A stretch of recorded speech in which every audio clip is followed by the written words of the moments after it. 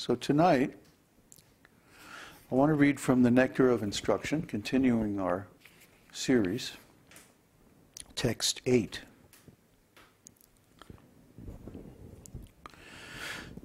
Tan-nāma-rūpa-caritādi-sukīrtanānu smṛtyoḥ krameṇa rasanā-manasī niyojya tiṣṭhan vraje tad-anurāgi janānugāmī kālaṁ akhilam upadeśa-sāram.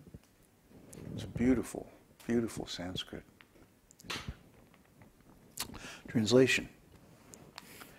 The essence of all advice is that one should utilize one's full time, 24 hours a day, in nicely chanting and remembering the Lord's divine name, transcendental form, qualities, and eternal pastimes, thereby gradually engaging one's tongue and mind.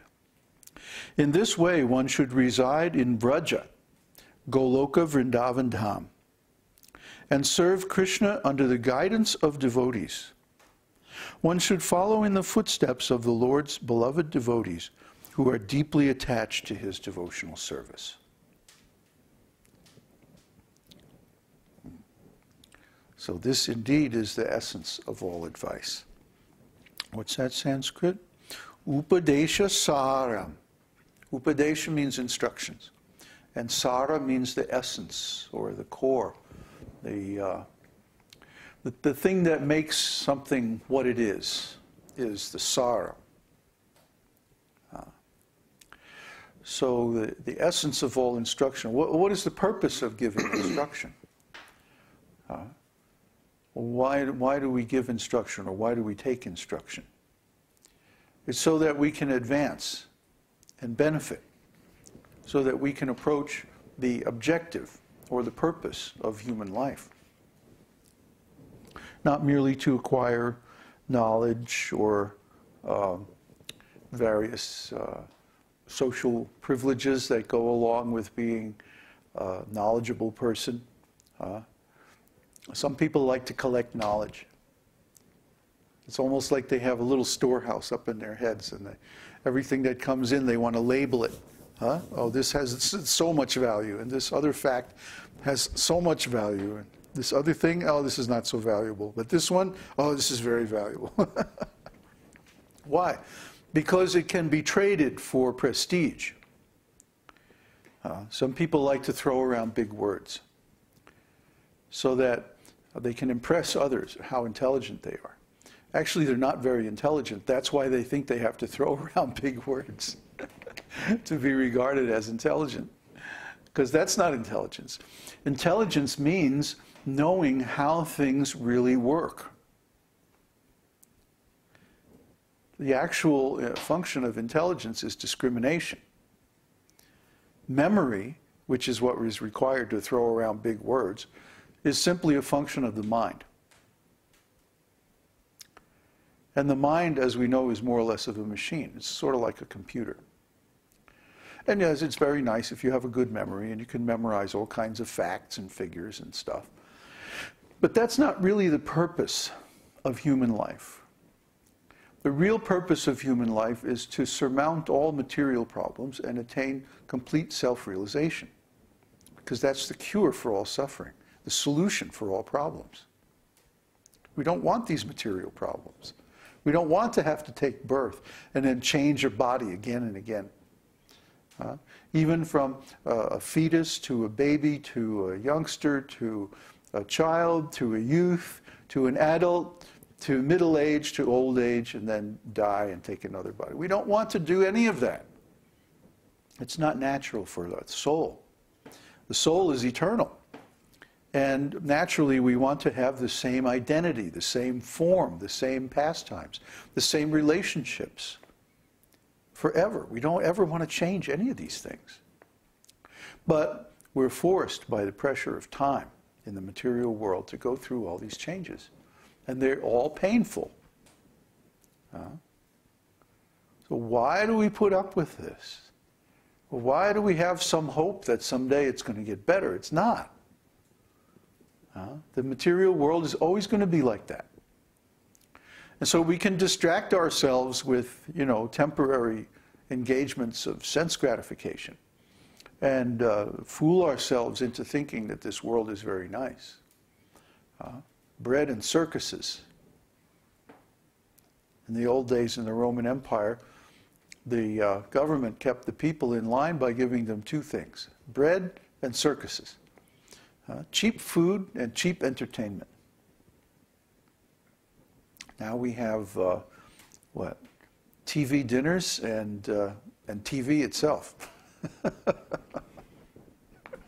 Cheap food, fast food, McDonald's, and all that, and then the vast wasteland, as it was called, of television. Well, it hasn't become, it has become even more vast, but no less of a wasteland since the time that was spoken. It's still impossible to find any intelligent fare on TV.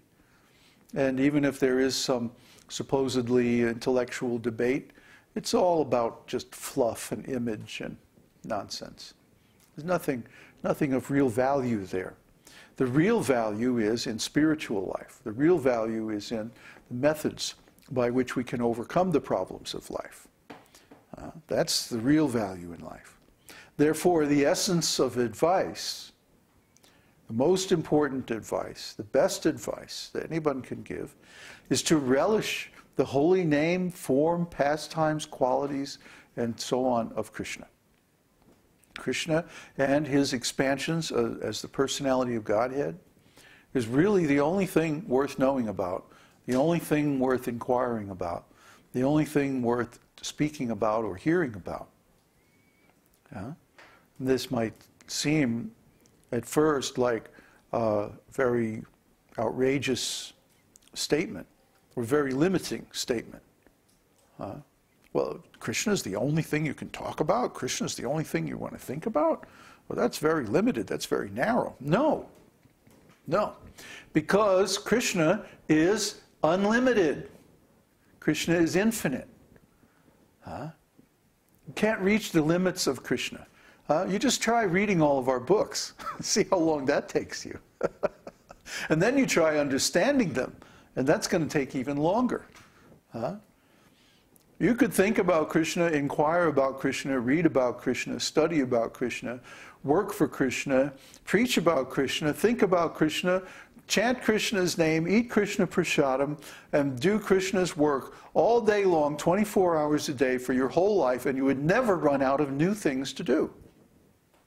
Never. This culture is so rich, is so vibrant, it's so amazing. Just ask any of our students. We made one course, the introduction, the beginner's level course, right? And we opened up that course, what was it, like 6 months ago? And nobody's even halfway through. Nobody's even a quarter of the way. Maybe one person is, maybe Mike is a quarter of the way through. What do you think? Yeah? So maybe our fastest student has gone through a quarter of the course in 6 months.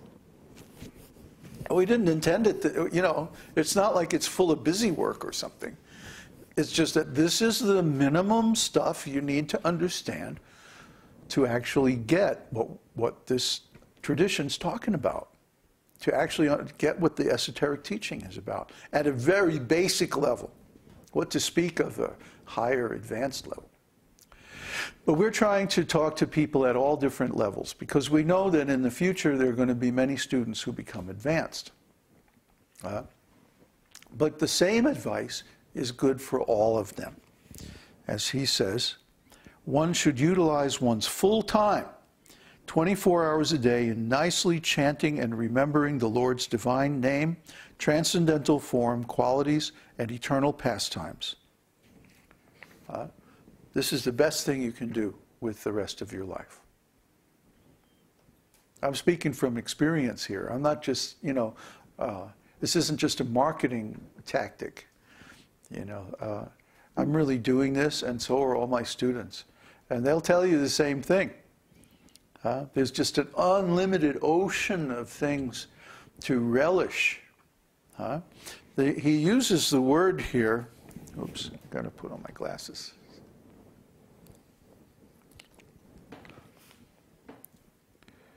Rasanā-manasī. Rasanā-manasī means when your mind is full of nectar. Rasa. Fill your mind with nectar. It's not that hearing and chanting is some boring, dry, academic exercise in just knowledge or logic or something like that. Although knowledge and logic are good, useful tools for understanding this nectar. But really, the good part comes when we can fill our